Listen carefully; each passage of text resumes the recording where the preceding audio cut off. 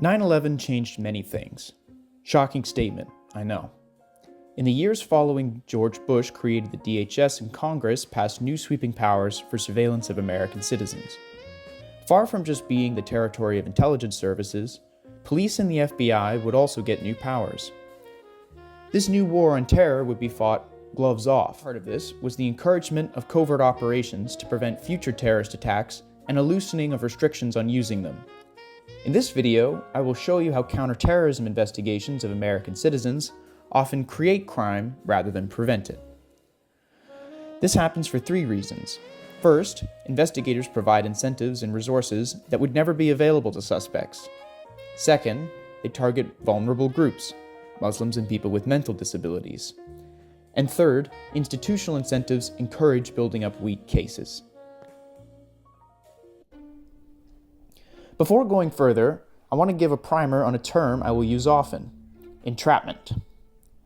Entrapment is when law enforcement causes someone to do a crime. If there are two components to a crime, the act and the intent to do the act, then entrapment means law enforcement created the intent and the means to do the act. How to prove entrapment varies by jurisdiction. In the United States, entrapment is a defense.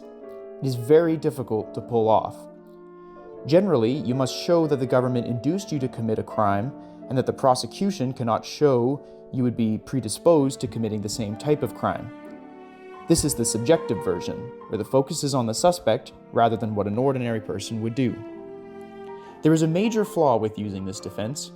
If you get tricked into looking like you would commit the act, then judges and juries often assume you must be someone who's predisposed to this behavior, rendering the entire defense useless. When the legal test involves examining the behavior of the police, then they benefit from a myriad of good faith exceptions to cover questionable behavior.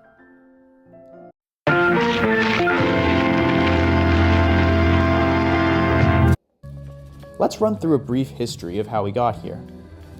In terrorism sting operations, government informants facilitate or encourage people to commit terrorist attacks. Anyone who agrees, the government prosecutes. Historically, the FBI placed limits on the use of sting operations. Attorney General Edward H. Levy put these limits in place during the fallout from the revelation of COINTELPRO.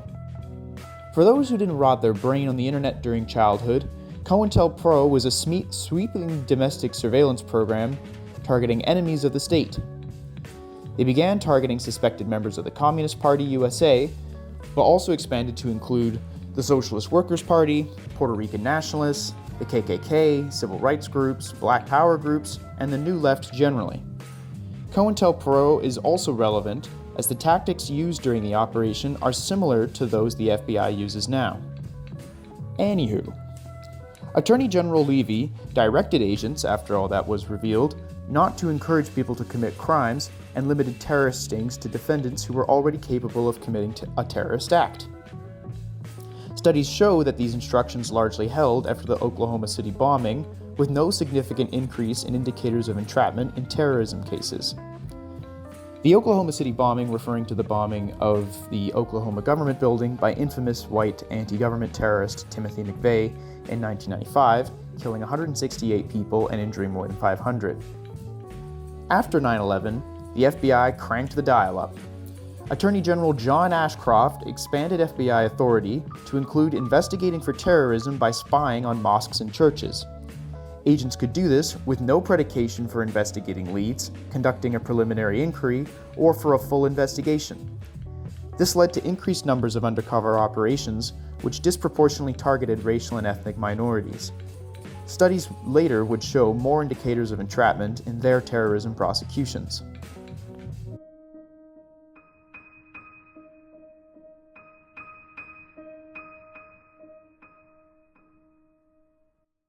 Entrapment is always a risk with covert operations, and sometimes they are useful in gathering damning evidence.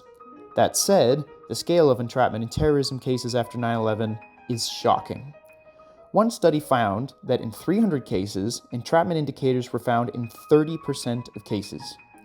These indicators include suspects who expressed no support for terrorism before police involvement, some who were passive sympathizers but had no history of violence, and many cases where suspects were relentlessly pressured by informants. Another disturbing trend is the profile of our would-be terrorists. Often, they frankly don't seem to have the mental capacity to plot a terrorist attack. In one case, the judge concluded that real terrorists would not have bothered themselves with a person so utterly inept. Only the government could have made a terrorist out of the defendant, and said that the man was one whose buffoonery is positively Shakespearean in its scope.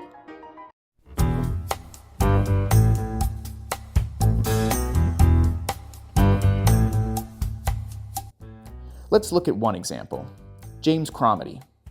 Before we get into the details of James's story, I want you to keep this question in mind. Would he have done any of this without FBI intervention? In 2008, James Cromedy was a 42-year-old man who sustained himself on petty drug dealing. He was prosecuted many times for low-level offenses. He also worked the night shift at Walmart for $14,000 a year. On June 13, 2008, Cromedy went up to FBI informant Shahid Hussein. He spoke in an Arabic accent and introduced himself as Abdul Rahman. Cromedy also claimed that his father was from Afghanistan and that he wanted to die like a martyr. Not to generalize, but I'm not sure how many Cromedies there are floating around Afghanistan. The FBI knew this was not true. He had no family ties to Afghanistan and had no violent criminal past, despite him claiming that he had one to the informant. The reality was that Cromedy would lie over and over again, trying to impress what he thought was a wealthy Pakistani businessman. Instead, Hussein's mission was to infiltrate black Muslim communities in upstate New York and recruit would-be terrorists. Hussein offered Cromedy $250,000 to participate in an attack. Despite this, Cromedy would string along Hussein for months, leading the FBI to briefly give up. However, Cromedy, having lost his job at Walmart and completely broke, reached out to Hussein to participate in a plot. The plot that Cromedy was sentenced for was to bomb some local synagogues and fire surface-to-air missiles at a military base. Where did he get this idea from? From the FBI, of course, who also provided the fake Stinger missile and bombed for the plans and instructed Cromedy on how to use them. I say this as though it would have been easy for a guy with no major criminal history or money to get a Stinger missile and functioning bombs. It was the FBI who suggested targeting the synagogue and the military base, the latter upgrading the charges to a federal charge from a state charge. Cromedy would be joined on this mission by many other small-time drug dealers and users he recruited. The co-conspirators would have their charges upgraded because Hussein drove all of them across state lines to Connecticut to view the bombs and missile launcher. Hussein had to drive them because none of the co-conspirators could drive. Same here, but not convincing that they could do this without state intervention. On the final day, Hussein also had to arm the bomb because silly Cromedy just couldn't figure it out. Why were they so dedicated in convincing this guy to do terrorism and proving it? Well, in an unfortunate coincidence, the lead investigator against Cromedy, Robert Fuller, was criticized for dropping an investigation in the past of a 9/11 hijacker. He was determined not to let another one get away. In 2023 and 2024, the original judge presiding over the case, Judge Colleen McMahon, would grant Cromedy and his co-conspirators compassionate release. In granting the releases, she wrote, "The real lead conspirator was the United States." She rebuked the men for agreeing to the scheme the FBI concocted, but said that the sentence was the product of a fictitious plot to do things the men had never remotely contemplated and that were never going to happen. The judge also condemned the use of a villainous informant who was used to trick many poor, struggling individuals into agreeing to fake terrorist plots for money. She granted them time served, about 15 years, plus 90 days so that Payan, one of the co-conspirators, could have supportive housing arranged for his severe mental illness.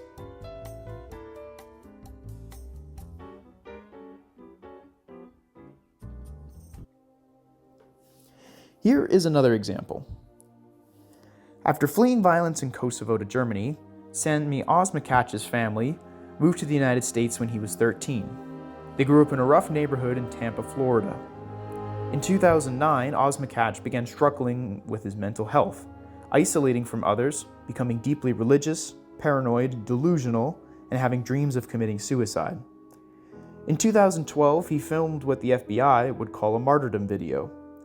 In the video, Osmakach raised grievances about the treatment of Muslims abroad by the United States. Supposedly, Sammy had put a whole plan together himself to mail a bomb to a local Irish bar in Tampa, Florida, head to a casino to take hostages, and then detonate a suicide vest. The only issue was he could not afford any of that stuff, so the FBI provided all of it.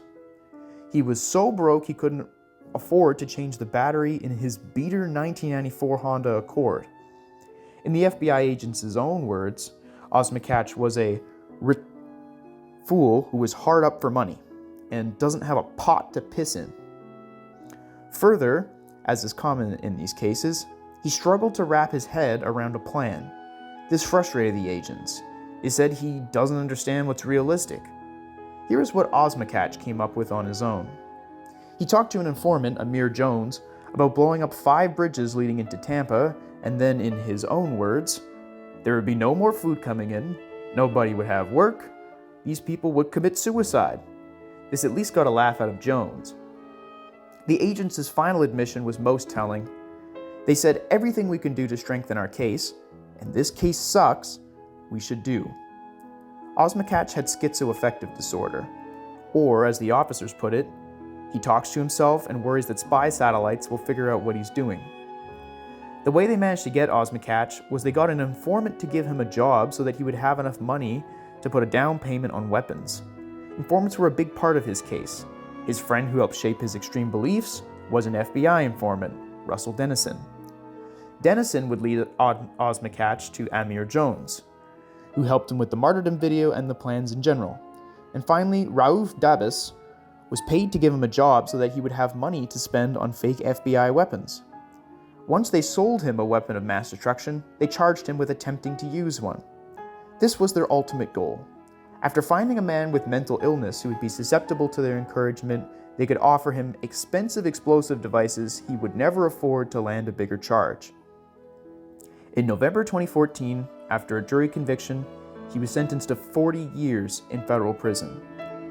I like how his brother summarized his case. My brother was mentally ill. We were trying to get him help. The FBI got to him first.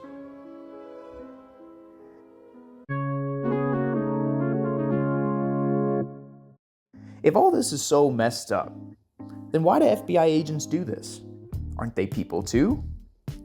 Well, there are many institutional explanations for why agents entrap people.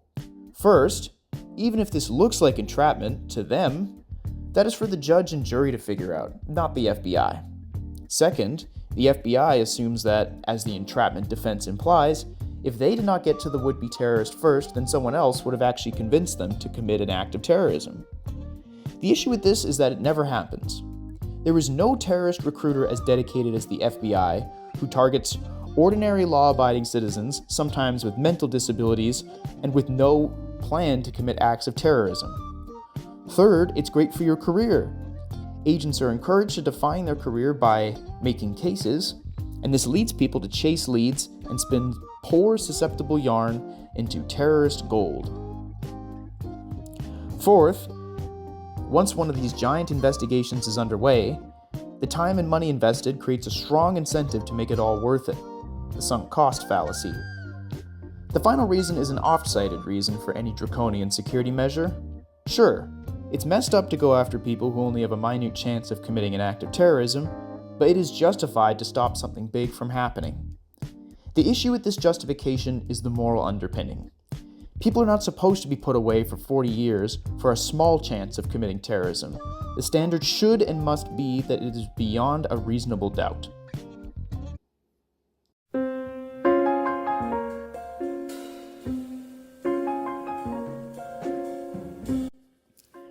Many people, especially in the wake of 9/11, were nervous about terrorism, it is fair to say. The response in many institutions was that they must do something about it and try harder than they ever did before. For the FBI, this meant unlearning all of the lessons of COINTELPRO and diving back into attempts to infiltrate perceived enemies of the state, focusing on Muslim Americans. Some people may look at James Cromedy and Sammy Osmakach and see people who belong in jail. They may think they are a threat to American society. But think of where they were before the FBI intervened. They were two impoverished men who could never afford to put together the elaborate schemes the FBI concocted for them. They were easily susceptible to their manipulation, and they were showered with incentives to carry out the acts that went beyond ideological conviction. We can't say for sure what would have happened if the FBI didn't show up, because they denied us the chance to see what would have happened if Sammy got help from his family, or Cromitty found community in his religion and not manipulative FBI informants. The standard for criminal behavior, despite our cowardly instincts, is beyond a reasonable doubt, not, that guy seems a little off.